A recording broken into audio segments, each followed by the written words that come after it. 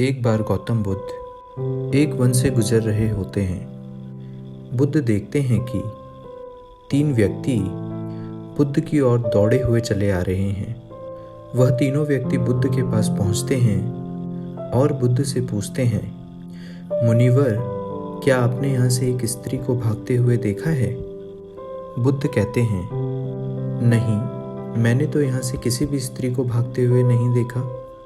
बुद्ध आगे पूछते हैं, परंतु आप तीनों इतने परेशान क्यों हो? वे व्यक्ति कहते हैं, वह स्त्री एक डायन थी, वह हमारा सारा धन लेकर भाग गई। बुद्ध कहते हैं, बिना कारण के ही वह तुम्हारा सारा धन लेकर भाग गई। वे तीनों व्यक्ति कहते हैं, बिना कारण तो नहीं, हम तीनों उस स्त्री को अमोद प्रमोद के लिए लाए थे, परंतु उसने हम तीनों को ही मदिरा पिला कर बेहोश कर दिया और फिर हमारा सारा धन लेकर वहां से भाग गई। यह सुनकर बुद्ध मुस्कुराते हैं और कहते हैं कि अच्छा है, उसने तुम्हारा कुछ बोझ हल्का कर दिया। यह सुनकर उन तीनों में से एक व्यक्ति को क्रोध आ जाता है और वह गुस्से में चिल्लाकर बुद्ध से कहता है, अरे, तुम हमारा उपहास उड़ा रहे हो।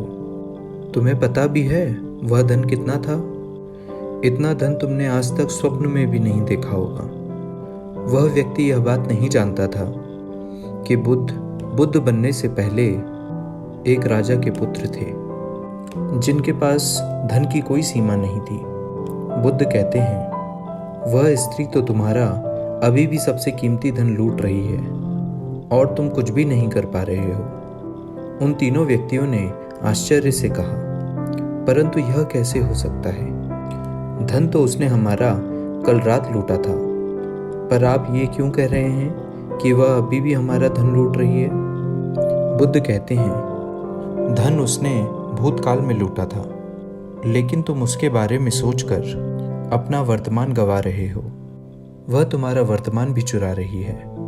ऐसा हो सकता है कि तुम उसे भविष्य में पकड़ लो और दंड दो, परंतु उस भविष्य और भूत के चक्कर में तुम्हारा वर्तमान तो खराब हो ही रहा है और यही सबसे बड़ी समस्या है। तुम भूतकाल का बोझ उठाए उस भविष्य को बदलने का प्रयास कर रहे हो जो अनिश्चित है और अपने वर्तमान को खो रहे हो। उन तीनों में से एक व्यक्ति कहता है, बात तो सही है, लेकिन हम इसी क्षण में जिए तो? बुद्ध कहते हैं, अगर तुम इसी क्षण में जी पाए तो तुम अपने आप को जान पाओगे और अपने सारे दुखों का कारण भी जान पाओगे। उन तीनों में से एक व्यक्ति हंसते हुए कहता है, क्या आप अपने आप को जान पाए? और अगर जान भी पाए तो उससे क्या बदल गया? उन तीनों में से एक व्यक्ति के पास बांसुरी होती है। बुद्ध कहते हैं, मित्र, तनिक मुझे अपनी बांसुरी दो। यह सुनकर वह तीनों व्यक्ति हंस पड़ते हैं और कहते हैं, अब सन्यासी बांसुरी बजाएगा। बुद्ध बांसुरी लेते हैं और बजाना शुरू कर देते हैं। जैसे ही बुद्ध बांसुरी बजाना शुरू करते हैं, आसपास के पेड़ पौधों में बैठे हुए पक्षी बुद्ध के आसपास मंडराने लगते हैं और वह तीनों व्यक्ति भी बुद्ध की बांसुरी की आवाज़ में पूरी तरीके से खो जाते हैं। कुछ देर बाद बुद्ध बांसुरी बजाना बंद कर देते हैं, परंतु अभी भी वह तीनों व्यक्ति बुद्ध को एकटक देखे जा रहे थे, क्योंकि उन्होंने आज से पहले इतनी मधुर बांसुरी पहले कभी नहीं सुनी थी। वे व्यक्ति बुद्ध से पूछते हैं, आप इतनी मधुर बांसुरी कैसे बजा पाते हैं? बुद्ध कहते हैं, यदि तुम भी इतनी मधुर बांसुरी बजाना चाहते हो तो बांसुरी के ऊपर ध्यान ना लगाकर अपने जीवन के ऊपर ध्यान लगाओ, अपने आप को जानने के ऊपर ध्यान लगाओ। यदि तुम अपने आप को जान सके तो बांसुरी अपने आप ही मधुर बजेगी और सब लोग उसको सुनकर आनंदित होंगे।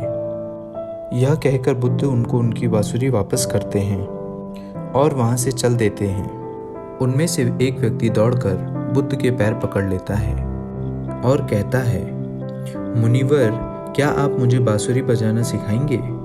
बुद्ध मुस्कुराते हैं और कहते हैं, अवश्य, पर मैं तुमसे तुम्हारा सारा अहंकार छीन लूंगा।